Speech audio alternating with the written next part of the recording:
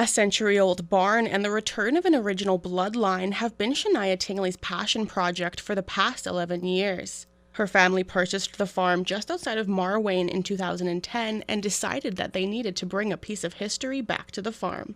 So we found the horses actually at Battle River Ranch, and they were great to work with. I found actual registries on the computer of some of the horses that were here.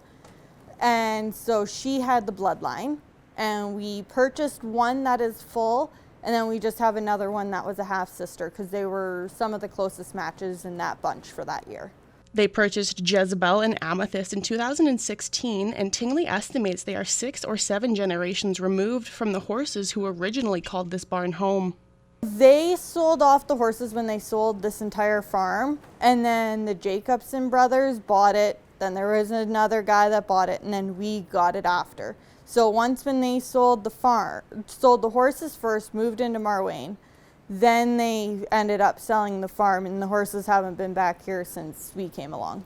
Tingley's grandfather worked for the farm's original owner, William Giles. She has been in contact with 2 of Giles's sons. Dad and I sat down and we found Albert Horner's. We found some of his horses he was linked to Giles as well.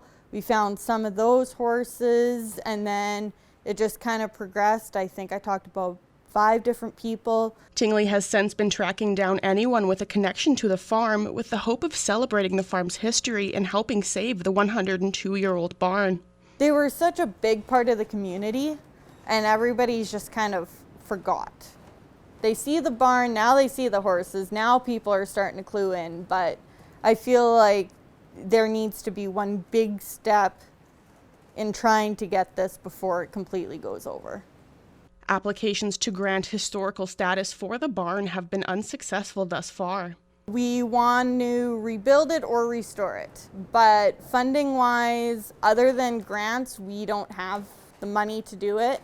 We don't have the time to do it. Tingley has set up a Facebook page for the barn called W. Giles Historical Barn and is looking for anyone who is interested in helping out with the barn or the farm's history to reach out. Jillian Code, Primetime Local News.